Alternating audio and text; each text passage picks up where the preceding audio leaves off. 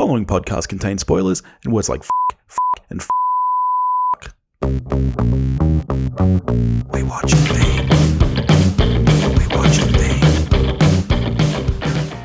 Hello everybody and welcome to We Watched a Thing. This week I have a wonderful guest. It's Jason from Binge Movies. I've been looking forward to this. Jason is one of the smartest guys I know to talk movies about, and so spoiler alert, it's kind of a shame about the movie we picked. But anyway, thanks for joining me, Jason. How have you been? You know, it's busy times around the Akron, Ohio area, but we're hanging in there, and it's an ultimate delight to be here. And I say this to your listeners. I'm gonna quote Paul from the Countdown Movie and TV Reviews podcast. If you are a listener of We Watch a Thing, you're already a convert, so I'm preaching to the choir. So that's his phrase. I've stolen it. But if you're listening to this, I can truly say this, that you might be one of the kindest souls, Billy, that I have ever encountered that is in my life. Nice. You get that vibe when you're listening to your show. But if your listeners only knew how kind you were behind the scenes, you'd go from being an incredibly popular podcast to the number one podcast just because you're just an awesome dude, man. Mate, that is so sweet. I'm literally about to cry. That's beautiful. Thank you for that, man. And the thing is, that is your reputation through a lot of our mutuals. It's like, this guy is the greatest guy on the face of the earth. And you've lived up to it, man. Just being yourself. That's awesome. I appreciate Cultivated that. A good soul, sir. Well, I can say something very, very similar about you. I've recently recorded a guest spot on your show, which hasn't come out yet, but it was a hell of a lot of fun. And I was really, really nervous going into that because I don't do a lot of guest spots anymore. Like, it's been a long time, really. And I hadn't met you before, and I was like, oh man, I don't know what I'm getting into here. And it was the most fun I've had recording for and it was like, 2.5 hours just chatting about movies. And it was just so much fun. Yeah. Now, here's the downside of that. The upside of it is we got to meet each other and this love affair began. The downside of it is you were like, well, since you're going to be appearing on a forthcoming episode of Binge Movies, where we talked about some Stephen King flicks, 5 Stephen King films, and we ranked them. And then you were like, well, hey, there's this Firestarter coming out. I should reciprocate. You want to come on my show? And I was like, oh, of course. And here we are. Yeah. So really, it was the beginning of a mutually beneficial podcast friendship, but we had to sit through Firestarter at the cost. That was a bad on my part. There's actually several Stephen King remakes coming out this year. I should have waited for a good one. How could you have known? Here's the thing. Okay, I come out of the movie theater not too long before we recorded, and I see a poster for Firestarter. Yep. I've seen the original, not in a long time, but I did revisit it for this episode. Yep. And I'm like, oh, Firestarter, that's going to be a thing? Whoa, huh. And I just thought, sometimes they put like a teaser poster out for something that's coming later in the year, maybe even the next year. Little did I know, it was mere weeks away. Yeah. Because I don't know how it's been on your side of the planet, but over here in the States, there's been no hype, no fanfare. Yep. No marketing for this movie. Yeah, same. I didn't know this movie was coming out until after we recorded, and I was just looking through the coming soon section on my cinema. Yeah, because that's usually how I kind of schedule stuff in, and I was like, "Holy crap! They're remaking Firestarter." Yeah, it was bizarre. Yeah. So I have a theory about that. And I don't know if I'm jumping too far ahead. I don't know what you want to cover about this movie. But I do have a theory about why it's coming out now. All right, well, let's start the episode proper then. Let's get straight into it. So Firestarter is a 2022 American science fiction horror film directed by Keith Thomas from a screenplay by Scott Teems. It's based on the novel of the same name by Stephen King, and of course it's a remake of the 1984 film, which starred Drew Barrymore as a wee one. This one stars Zac Efron, Kiera Armstrong, Sidney Lemmon, Kurtwood Smith, John Beasley, Michael Greyeyes, and Gloria Reuben. And I'm going to throw this at you. What is it about, Jason? Sorry, I like to throw people under the bus with this. I know that you were very kind when I came on your show and told me I needed to come up with a synopsis. My favorite thing is just to say to the other person, what's it about? There's the thing that it's about, and then there's the thing that they made, and they're not the same thing. Yeah, so, definitely. I think what it's supposed to be about is there is a family who are the mother and father were part of a college science experiment that this movie explains none whatsoever. Yeah. And it unlocked or heightened some psychic style abilities in the couple where they met, fell in love. They produced a child, an offspring, and that child has a combination of their abilities. And her most prodigious ability is that of pyrokinesis. Yep. And the government or a government subsidiary or agency or whatever is on the hunt to get her to either terminate her or learn how to control her powers. Yeah. Nice. So let's kick it off then. Tell me what your theory is about why this movie's coming out now. I think Universal has the rights. And I think there's something in the contract that says that they have to make a version of this every 20 years to retain the rights. Right. Because the first film came out and then like 20 years later, there was that mini-series. They did a mini-series, yep. And then 20 years, almost to the day from the mini-series, they put this out. Yeah, right. And I think that there is something in the agreement that they have to just produce something with this story to retain the rights, because this is one of the most half-hearted theatrically released films that I've ever seen. And was it released in theaters? It was, yeah. Same day streaming in theaters, yeah. How this made it to theaters, I don't know. I know. I don't know if was this a case of it was a streaming movie because it feels like a TV movie. Is this a streaming movie that somebody thought, well, because Blumhouse is connected with it, or maybe Blumhouse came in late? I don't know, that maybe we could push it to on the strength of the Blumhouse name, the Stephen King name, we could push it out to theaters. Or was this supposed to be a theatrical movie and based on the results, they were like, we should probably put it on the streamer? Yeah. Like, what do you think? What do you think, Billy? It's bizarre. I was really surprised because same as you, I had no idea this film was coming out. But in looking it up now, it was announced in 2017. Blumhouse and Universal came out saying they were doing this. So that's 5 years ago that they announced this. So they replaced directors a couple of times in between, but Efron was signed in 2020. So I don't know whether... Okay, yeah. So looking at it, I'd say that production was delayed due to COVID. So they only started production May last year. But it's absolutely bizarre to me. And if that is the case, producing it to keep the rights, what a weird property to worry about that with. Like, I mean, this isn't like Spider-Man where Sony worry about losing that to... like that's a big money maker. Right. This is... Right. From memory, the 84 film didn't do that well either. Like, this isn't like it's a property that's in the mind of the people. I think it's less about the property and more about the property of Stephen King. Yeah, yeah. Because Hollywood has had this weird thing with Stephen King forever about adapting his movies, whether it be on television, whether it be theatrically.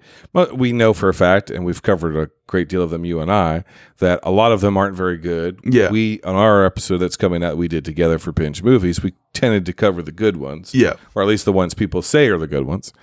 And but there's a lot that aren't good. He obviously directed at least one himself. Yeah. And they all vary in quality and this, that. And there's been like generational, cyclical, like somebody gets the idea to let's adapt to Stephen King. And I think with the Marvel stuff and the connected universe, they then got the idea of, well, Stephen King has a sort of connected universe, especially with the Dark Tower series. Yeah, yeah. And so it's sort of it. And with the popularity of it, because you said this was announced in 2017. Yeah, that's didn't it come out around then? It did, yeah, that's true. I didn't even make that connection, yeah. And so NBC's like, well, what Stephen King stuff do we have the rights on? And they're like, well, we got Firestarter. And they're like, and we got to make it the next 5 years or we're going to lose it. And it's like, well, Stephen King's a hot property. And then, it gets delayed by COVID or it takes longer to get into production. Yeah. And before you know it, nobody cares again. Yeah. And I think that's where we're at is, the Stephen King boom that we had with it, kind of thanks to the mixed reception of it Chapter 2 and some of the other stuff, the Dark Tower and other stuff that's come out, that it's his brand isn't as hot. Yeah. Now here this movie is. That's just sense. A cynical theory. No, that makes complete sense to me. I also wondered if there was a bit of a misstep here, if they were trying to leverage off almost the kind of Stranger Things feel and vibe. Like we've got a very 80s heavy score here. Obviously, the book was written and set in the 80s, which is why I didn't understand the modernization to today. it seemed like a really strange thing to do to me, given that it was kind of only mentioned once or twice where they spoke about internet or cell phones. They didn't have them. Yeah. They didn't use them. So why not leverage off that even further and actually set it in the 80s?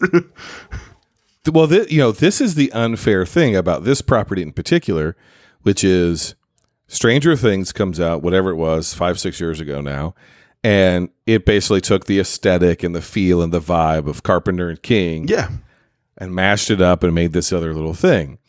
And a big thing that it lifted from was Firestarter, the book, and the original film is a slightly more faithful adaptation than this one is. Yeah. And now you're in a situation where if they had done it, because you're right, this movie almost makes more sense back in like it's a pharmaceutical conspiracy theory, political conspiracy theory film, but it's not a modern conspiracy theory kind of film. Yeah, it's the story has the sensibilities of something from the 70s or early 80s when it was written, and it would work in that way. But if they were to do that, now it feels like they're imitating Stranger Things. Yeah, when actually Stranger Things, I mean, 11 is, Charlie from Firestarter. Yeah, definitely. So it's like now if you're faithful to yourself, now you come off like an imitation. Yeah, which makes you wonder, like, why adapt it at all? Like, again, other than to retain the rights, because it's too because you're right. Like the story makes so much. I thought the same thing. Story makes so much more sense when. Okay, mom and dad, or dad and daughter have to get off the grid and they're on the run. Yeah. Well, that's darn near impossible now in the world that we live in. There is no getting off the grid, right? And, oh boy, I don't know how deep you want to go in this movie, but Billy Corrigan, a different Billy, said the world is a vampire. And I feel like this movie is a vampire because it legitimately sucked the energy out of the entire household that I'm in where it played, where people were passing out. And it just, I stayed awake through it, but it just never got going. I know, and that's just never. This is not a long movie. This is like realistically, when you take the end credits out, this is a sub 90-minute movie, and it's insane. It feels like it goes on forever. And you kind of brought it up that in this day and age, father and daughter go on the run. That doesn't last very long, and I think even though they don't have tech with them in this film. It doesn't last long in this film either. Like, nothing really lasts long in this film. No. But I don't know if you've read the book. The majority of the book is them on the run. And it starts in the middle of it. The start of the book doesn't happen until 45 minutes into this movie. And so then when you reach that point, I'm sitting there going, well, hang on, what happens for the next 45 minutes? How quickly are they going to move through this?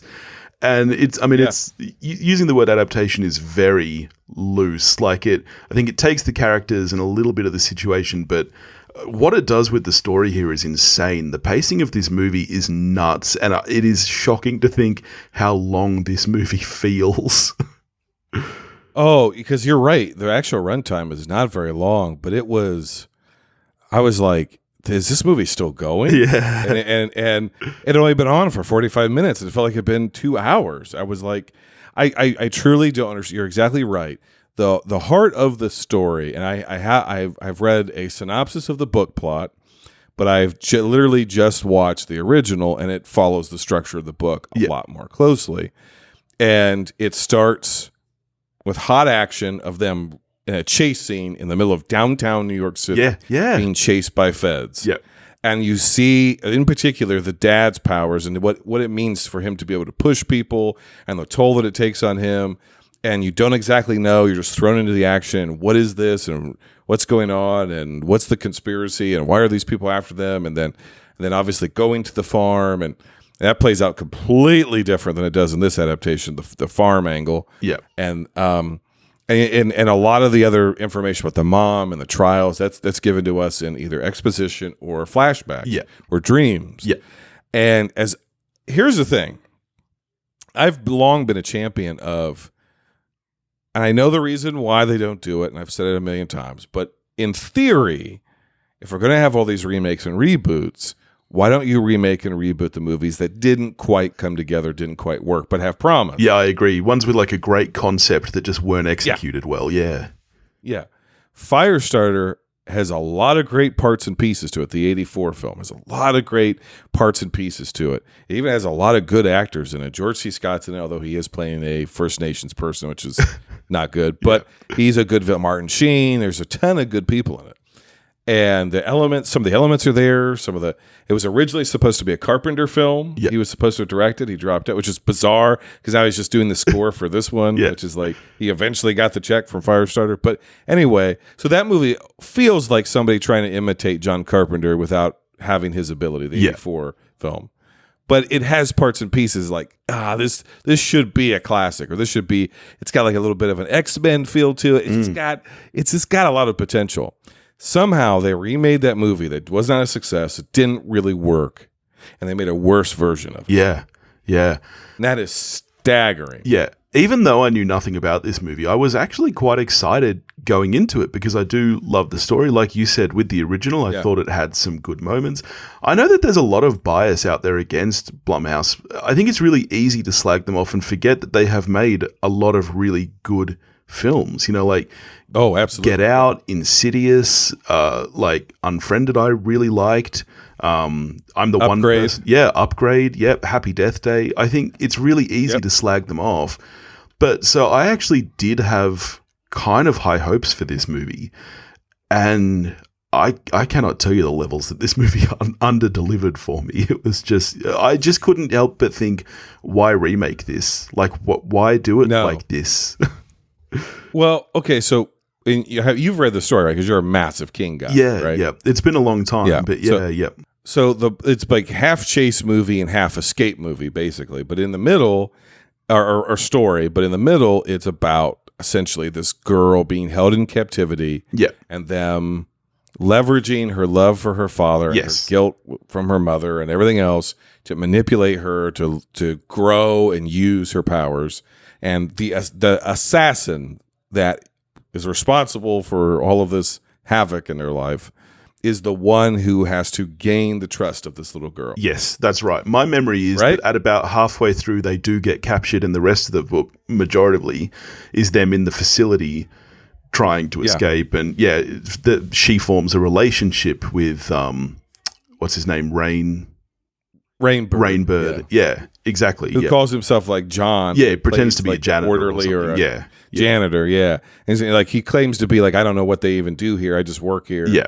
But you're a nice little girl, and he befriends her, and he gains her trust. And it's all for this very nefarious purposes that are his purposes are even cross with what the CIA's purposes are for. Yeah. And he's just a very scary sort of figure. And in this movie, I don't remember if in the original story he had supernatural abilities or psychic abilities. In this movie, he has psychic abilities as well. So he's basically invulnerable. And then he's taken captive, and the dad's taken captive, played by Zac Efron. Yeah. But the little girl's not taken captive. She just lives off in the woods for a little while and has a little psychic montage, which makes no sense. Yeah. And then is tricked into trying to get her dad out. And then after she destroys everything, which is kind of more or less how it's played out, she then goes off in the darkness with the guy who killed her mother and got them captive, and it makes zero sense. Yeah, there's no development there to explain that at all. None. The catharsis of the story is that this little girl, the dad, she's made this promise because of things that have happened in this confrontation at the farm and stuff with her mom and all this sort of stuff, that she's not going to use these abilities because it's bad and it hurts people. Yeah.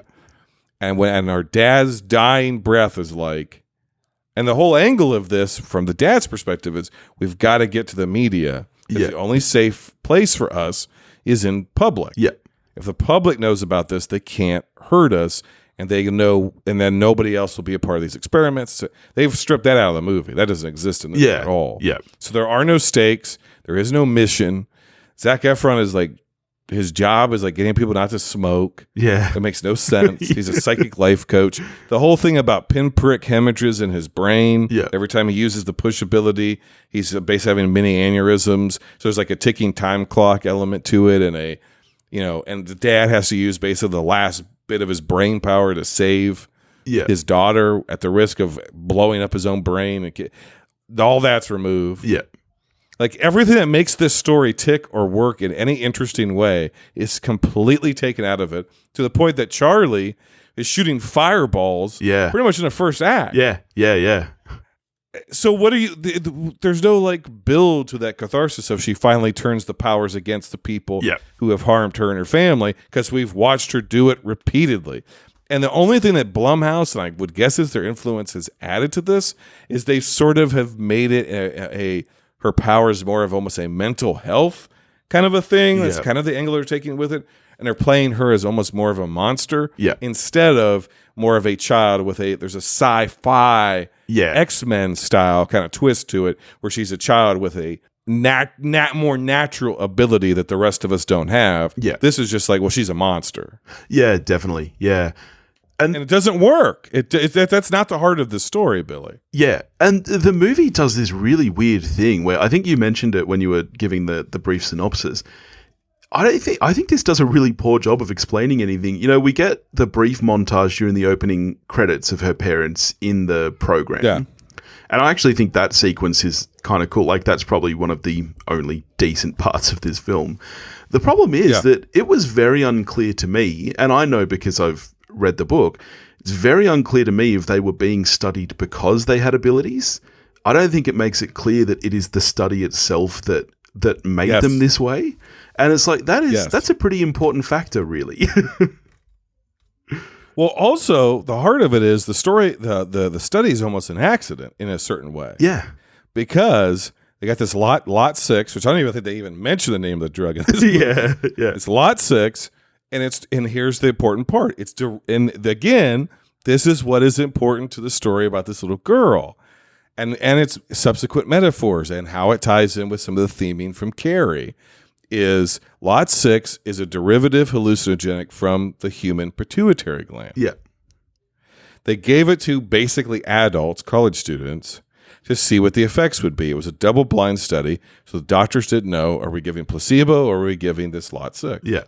Most of the people, the hallucinogenic effect of it drove them insane. Yeah. But these two people, or maybe more, but at least for sure, these two people had latent psychic abilities that maybe they didn't even know about, and the effect it had on them was it unlocked their psychic abilities. So they have this, now they've created this telekinetic link between them, or telepathic link rather, and the mom has telekinesis, she can move stuff with her mind, and the dad can basically force people to do things, he can feed them thoughts, and their child has pyrokinesis. But the threat of Charlie is she's prepubescent. Yeah. She is a child born of this drug. So if this is what she's like before her pituitary gland is fully engaged, what the heck is she going to be like when she's got that 20 months of puberty where the pituitary gland is in overdrive? Yeah. Her powers will be in overdrive. And if she can blow up cities... Or the lines is crack the earth in two, right? Like, could she just, all of a sudden she's a hormonal teenage girl, as stereotypical as that is, and she just gets in a foul mood, and it would be like a nuclear explosion. She would just blow up wherever she was at, and that's the danger. That's the threat. And we want to be on this girl's side, but also we recognize she's a threat, and so we can see different angles. But the way the shop is handling it's immoral and evil, and it's really their fault. And all and there's all of the drama, Billy, of the story. All of the stakes, the themes, the things that matter, the metaphors, the dealing with the feminine sexuality, puberty, dealing with parental loss and parents and fathers and daughters and guilt and violence and the government and all that's completely gone. And you have a bland, mediocre TV movie. So bland. Clearly fake baby doll just catches on fire. The special effects are laughable. The woman they got to play the Martin Sheen character, the Captain Holland, she was terrible. I was just going to say, let's get to the acting. I mean, so she is easily the worst on Crown. She's so bad and over the top. Where were you on Ryan Kiera Armstrong, our lead Charlie, and Zac Efron, who more or less have to carry this film? The least worst part of this movie is Zac Efron. Yeah, agreed. Yeah, I thought that he was good. Yeah. Yeah, and it's almost like the movie is just like falling and failing down around him. Yeah. And it's like, could he have played this dad in a better adaptation of this, and it would have been good to like really good? Yes. Yeah. There are no notes. I have no problem with him. I think he does a really good job. If anything, he's elevating the stuff that he's given, because it's not a good script. It's not good dialogue. It's not well directed. It's junk. And most people say kids performances come down to direction and directors, and you can even see that in the original film, because Drew Barrymore, it's right around the time she does E.T. Yeah. Actually, a little bit after E.T. You can see Spielberg's direction with her, and the performance she gives is Gertie, and then she's not good in Firestarter. Yeah. And it's like, well, we know she was a talented kid actor. Yeah. What's the difference? Yeah. And the difference is direction. Yep. Right. Well, in this movie, whoever the heck the director is, I'm going to say he either cannot direct children, or could not direct this child. Yeah. Because the only thing worse than that kid's wig is her acting, which is a terrible thing to say about a child, but she's a terrible little actress. Yeah. Terrible. Yeah. I felt like the direction she was given is, you're a monster. Yeah. There's a monster inside of you, and it's going to come out, and you're going to kill people. Yeah. That's not Charlene. That's not Charlie. No. It's not the kid. That's not the Firestarter. Yeah, that's right. It's not who she is. Yeah. She's an innocent. Yeah. This feels much more like a superhero origin story, where she starts out with these villain origin story. Well, yeah. It's like Brightburn. Yes. But because she's like, we watch her like incinerate a cat. Oh, yeah. That scene was hilarious. I could not help but laugh. Oh. But, okay, it's all executed so poorly, so you're laughing. At the same time, what it actually is doing is undermining our ability to be sympathetic towards her character. Yes, that's absolutely true. Yeah. Because there's no innocence to her. There's no sense of, she's just a little tiny girl who doesn't know what is happening. She's not willing these things to happen most of the time. It just happens based on her moods or feelings. Yeah. And she can't control it. And I do think the original movie and the original story, they had the whole element of, once the fire goes out of her, as they talk about, it goes out, she can't draw it necessarily back in because it'll kill her. Yeah. She has to displace it. And so she learns to displace it into bodies of water. Yeah. And so you learn so much of the book is about, or so much of the original movie rather, is about her learning to control these abilities as they get stronger. Yeah. And learning how to control her feelings and all these sorts of things. And then displacing it at the right time so people don't get hurt, blah, blah, blah. That's all gone. Because this little girl is never in the facility. Yeah. Except for the very end of the movie. Where she just tortures everything. Yeah. Yeah. Yeah. So there's nothing at stake. Yeah. There's nothing. She's a non-sympathetic character. She's not a good actress, and there's nothing at stake for her because she's never really in danger. Yeah. Well, let me ask you this. Is there anything about this movie that you liked? Did you enjoy the score by Carpenter, for example, which I've seen a lot of people point to? I'm hearing everybody talk about that. Look, I like John Carpenter. I like his music. I like especially the original stuff that he did, nickel and dime synth stuff that he did. I really like that. If anybody's ever listened to Binge Movies, there's touches of that sometimes in the stuff that I do. So I definitely like it. I think that's trying to find a silver lining in a very dark cloud. Yeah. I think people are trying to find something nice to say, because it was more than halfway through the movie before I heard anything. I was like, and I literally turned to the person whose house I'm currently in and was like, did he just start scoring the movie from this point forward? Yeah. Because the first half of the movie, I don't even remember what the music was. Then all of a sudden, John Carpenter. It's like John Carpenter arrived into the movie. Yeah. But it's already halfway over. Yeah. And that particular track, as good as it is, does it sound any different than anything else that he does? Yeah. Not really. Yeah. So, no, I would say it's not a bad score, but it's not very memorable. Well, I agree. I remember thinking like, oh yeah, this is kind of cool. I don't think it gels with the style of the film at all. No. And like you say, it's not very memorable. I'm not going to be humming it afterwards. No, it doesn't. You're right. It doesn't gel with this movie. Almost doesn't have an aesthetic. Yeah, so it's really hard to say. That's true. Yeah. What's the style of this movie? I don't know. It's sort of dark and televisual. Like, I don't know. It was like a TV miniseries. It was like a TV miniseries from a decade ago. Yeah, really. it does. It's embarrassing, and you're just sort of like, I hate to ask the question, why was this made? Yeah. And why was it made like this? Yeah. Do it or don't do it. So is there anything good I could say about it? The best I could say about Zac Efron does the best he can. Yeah. He's, it's not for a lack of talent or even a lack of trying. It's, he's not the problem with this movie. And I truly hope it doesn't negatively impact his career. Yeah. This one's not on him. Yeah. It's really not. Oh boy, gee! I've just read that in May of this year, the director stated that there are ongoing discussions to expand this film into a franchise, acknowledging that this may be in the form of a sequel, prequel, or spin-off media. I can tell you now that based on the performance of this film, that's not happening. Really. And that's the best that I could say. Okay, what does the ending of this mean? Is it's a setup where this First Nations person who's also a contract killer / sociopath / psychic is going to train this girl to be psycho killer? Like how is this an ending, if anything? And also, it's not a story anybody wants. No, that's my biggest thing. Yeah, I just don't get it.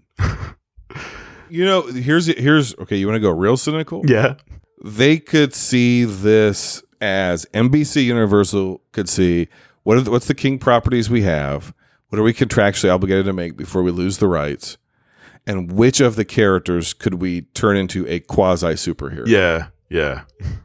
Because that's what's big at the moment. Because that's what's big at the moment, and we put Blumhouse on it, so we get a horror superhero, basically. Yeah, and people will love it.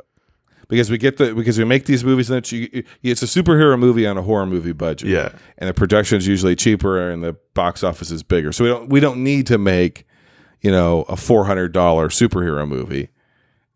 We can just make one for whatever the hell this cost. But that's not what Firestarter is. And again, if you wanted that to be what Firestarter is, I think a more faithful adaptation would get you a hell of a lot closer. Yeah, same. Yeah, definitely. Yeah. Because I don't know what they did here. No, it's just the story. Like, the story is so weak. What have you in done? This film, and the pacing is terrible. Like you said, you just kind of don't care. She's not a sympathetic character, so you don't really care about her. You just don't really care about anything in the film. And another sympathetic character is supposed to be the time at the farm and the farmer and his wife and all this sort of stuff. And now they've chosen to make her bedbound, and the farmer an alcoholic, mentally ill conspiracy theorist. And then he gets shot and it's never revisited. Yeah. And when she goes around the house and falls through the screen, all of a sudden falls in this room, it was laughable. Yeah. I mean, this is there are laugh out loud moments in this movie. 100%. They're not supposed to be funny. Yeah. Right? Yeah, like I said, the cat, I could not stop laughing at the cat. It was just, it was so funny to me because she sees this cat in the alley and I say to my wife, she's going to grill that cat. And then almost instantly, cat scratches her up in flames. I'm like, this is ridiculous. And then he's just like, put it out of its mercy, honey, as this puppet cat is smoldering. The one that laughed at me is when she's in the back of the car and she burns the shop guy, and because she's like, you say you're an agent, and he's like, yeah, but we're all agents, doesn't mean I have a gun or whatever, right? And so somewhere along the line, she just burns the shit out of him, but only half of it. Yeah. And you can hear him, he's groaning and moaning because half of his body is 10th degree burns. He's melted into the car seat, and then she goes, I don't want to hurt anybody. It's this guy is literally half perfectly fine, half melted into the car. Yeah. He's going, oh. And she's like, I don't want to hurt anybody. Yeah. And it's this is absolute horseshit. I know. The screenplay is so bad. How big of a genius do you reckon whoever came up with the line, liar, liar, pants on fire, felt like when they wrote that down? Oh. Oh, that I didn't laugh. I groaned. Same. And it feels so out of place. That feels like something out of Malignant. Yeah. That feels like it's in a self-aware movie. Yeah. It was so and also, bad. Billy, we're old men, I guess. I'll put you in the category of we're old timers. Yeah.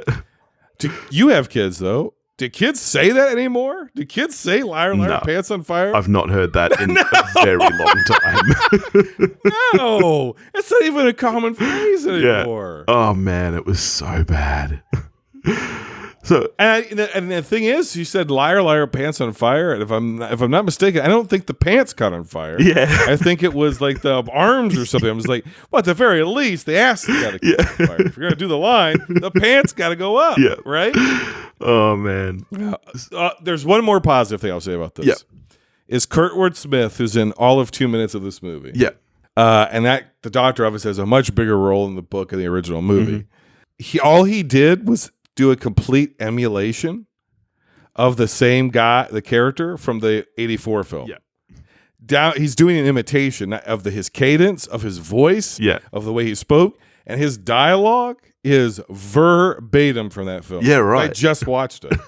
And I was like, and it doesn't fit in this movie. Yeah. It doesn't fit in this movie. And the only downside is he's unfortunately acting against one of the worst actresses I've ever seen in film. Yeah. Man, she's so bad. So bad. Yeah. I looked her up after to see if I recognized her from anything, and I don't. Same. She's just. There's no words to describe how bad that performance is.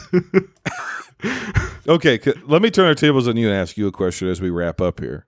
Is this? I don't know if you do a worst of the year list or even just in your mind tallying up like. Yeah. Will this be on it? Yeah, so we don't, because my old co-host thought that was too mean, which is definitely strange because he's the meaner of the two of us. And he's not. Yeah, and he's not here anymore. So you know what? I might do a worst of the year list this year, and I mean, at this stage, for sure, this is going to be on it. This is easily the worst thing I've watched this year. I still think Moonfall might be worse. Oh, see, Moonfall's real bad because they put hundreds of millions of dollars in that movie, and it's more or less at this level. You know? Moonfall. But this is gonna be on my list. I think, of worst of the year. You know what? Why don't you come on my show at the end of the year and we'll do a worst of list together? Okay, I'm up for it because I don't do it on Binge Movies either because it just doesn't. We're constantly talking about the full spectrum of film, so I don't really do like a year in review typically. Yeah, but I'm just keeping my own list because I don't normally do it, and if I do it, then at the end of the year I'm scrambling. I'm like, wait, what did I see this year? What was this year? That other? So I'm in real time. I don't have them ranked or anything. I'm just sort of like, okay, if I think this is good, I put it on my good list, bad list. This is a private thing for me, but I'd be more than happy to come back and talk about it. And I just have that sneaking suspicion that whether it be the 5 worst or 10 worst, this movie's going to make the list. Yeah. This is going to be in the top 5 worst movies I watch all year, especially of those that are, I'm putting that in the category of theatrically released, which this one is by a narrow margin. Yeah, I tell you what, I was very glad that we didn't waste our time at the cinema for this because we very nearly did. And the only reason we didn't is because the kids got sick. And so we had to, just look after them. But we were inches away from going to see this at the cinema. And geez, I'm glad I didn't. What a date night that was. Oh, yeah. See, because my wife was really excited because she's a massive fan of the book. And so she was like, oh, yes, Firestarter. And it was Friday the 13th. We were like, this is going to be awesome. And it was not awesome. What does she think? Was she in agreement with us? She, like, if anything, she hated it even more than I did because the book was much fresher in her mind. She's read it much more recently. So she was very, very disappointed. It's safe to say that they get nothing right. Yeah. Oh, yeah. Yeah. And if you're going to say, okay, hey, look, we don't want to just make because the 84 film was as reasonably faithful as you could be at that time. Yeah.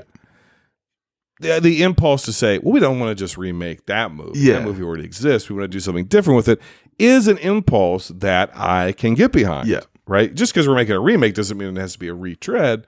I can get behind that. But if what you're going to churn out is something that is not applicable at all to what makes that franchise or IP or story interesting, like you've retained none of the best parts of it, and you've just filled in all of the gaps with garbage. Yeah. Why even do it? I think the other thing for me is like I get that idea of like why remake it exactly, but that is now a nearly 40-year-old film. Like that's a 38-year-old film. Completely, it's not that popular. Exactly. It's not like it's a big. It's not like you're remaking The Godfather, which everybody's seen. Like to me, I'm like, I don't know. I don't think it would have mattered if you almost remade it beat for beat, because who's seen that movie that's going to be watching this today, really? I mean, old guys like us, but, you know, I mean, I don't know. Is Zac Efron still a heartthrob? Like, it's so funny. In my head, when I saw him in the casting, I was like, are they trying to get the teen girl audience? And then I did the math in my head, and I'm like, oh, shit, he's an old man, too. He's my age. Like, It seemed strange to me until I saw it and thought he was very good in it. But my first thought was they were trying to capture, like, the teen market with this. I don't. That's again to your point. Who is this for? Yeah. If you love Firestarter, you're going to hate this because it's called that, but it's not what it is. Yeah. If you thought the original was a misfire and you thought, hey, there's a better way to execute this isn't for you because this isn't better. Yeah. If you're just like Stephen King and you don't even know that the 80s movie exists, this isn't for you because it's literally just, it's the worst thing you could ever say about a movie is it's just content. Yeah. It's just content. Yeah. It's just something for them to have on the streaming service. For the life of me, I have no idea why they decided to release it in the theaters, but that's all that this is. It's just content. There's a couple people you know who are in it, and it's a name you vaguely may have heard of. Yeah. That's it. So that's the review. So all in all, how are you scoring this then? 2.5 or 2.5. Yep. Up 2.5. Yeah. I know you don't normally do the half, but 3 seems too generous. I know, yeah. I was when I logged it on Letterboxd, I put it as a 3, and now thinking about it, I'm like, 3 seems very high for this. I think I'll settle on a 2 as well. I think there's so few redeeming features to this film. Zac Efron is about it, really. Yeah. Yeah. And at a certain point, he's just out of the movie. Yeah. So you just took your biggest strength and just sidelined him. It's like, okay, well, he's out of the movie. And then, it has laughably bad moments, but it's not consistently so bad it's good. Yeah. And it is not ever scary, even though it's kind of trying to be a horror movie. Yeah. No, I wouldn't call this horror at all. Yeah. No. Yeah. It's just a complete and utter misfire of a film. And by the time this episode comes out, this will be the last anybody ever talks about it. Yeah. You and I will be the last people who ever mention it until I come back at the end of the year. Well, thank you so much for taking the time to do this. Can you tell everybody, they should already know, but tell everybody where they can find the wonderful Binge Movies and what you do on the show? Oh, buddy. So Binge Movies is available where you can find all your favorite podcasts, Spotify, Apple Podcasts, just literally everywhere. We've been around for 7 years with a little bit of a hiatus is in there. So we've had a little time off, came back. And essentially it is a movie podcast for movie people who love the full spectrum of film. Yeah. So you like good movies, you like bad movies, you like junky movies, you like new movies, you like old movies, you like old-timey movies. It's the Movie Lovers Podcast. And I say that to say that it's also for casual moviegoers, hardcore moviegoers. It's kind of for everybody. What we typically do is we have episodes based on themes, as we like to call them, and we typically rank those episodes. We're trying to determine, myself and a guest, whether those movies are worthy of your time, and in particular, whether they're worthy of preservation for all time. And then we move through the season, and then the best of the movies I think were the best for each episode, and the movies our guest thinks were the best of each episode. Eventually make up the short list and guest list. Those two lists face off at the end of the year. We have 2 guest film critics such as yourself who come on. We have a snake debate format, and they go through, and it comes down to 2 films, and then we give it over to our listeners and to Film Twitter, and we say, of these 2 films, based on the arguments provided by these film critics, which do you think is most worthy of preservation? And then we take that and we put it into whatever the winner is, into the what we like to call the vault or the people's canon. Yep. You know, we say, hey, look, you know what AFI and all these other organizations have said that are the greatest films of all time.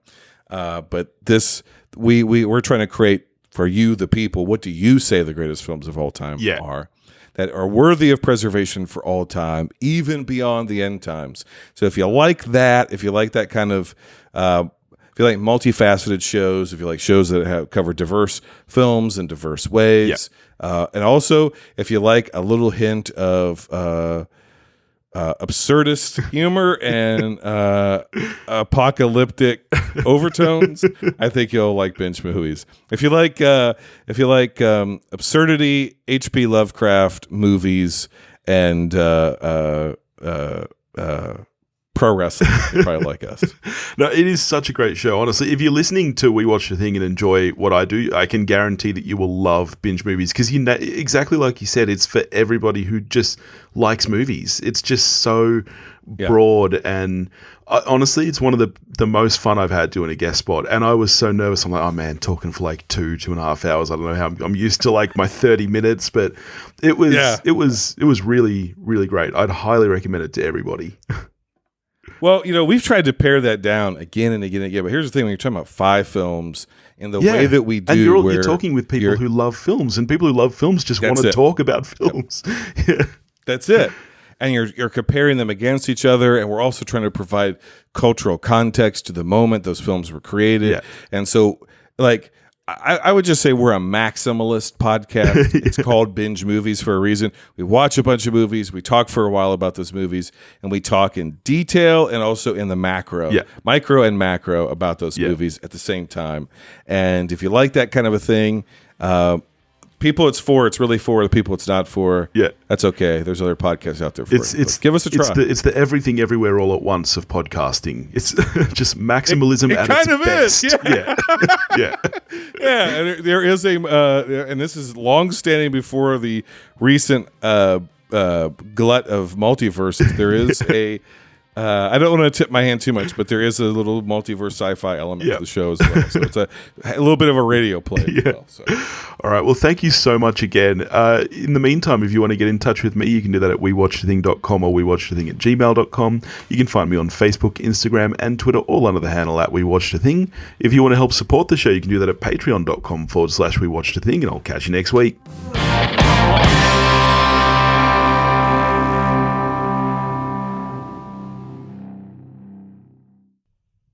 You're still here? The show's over. Go home. Go. But if you can't get enough of We Watched a Thing, why don't you check out our Patreon page? There's tons of behind-the-scenes content, heaps of bonus episodes. You can get full, unedited videos of each episode recording. You can pick a movie for me to do on the show, or even come and join me while I talk about it. So why don't you head over to patreon.com/wewatchedathing. Go watch a movie.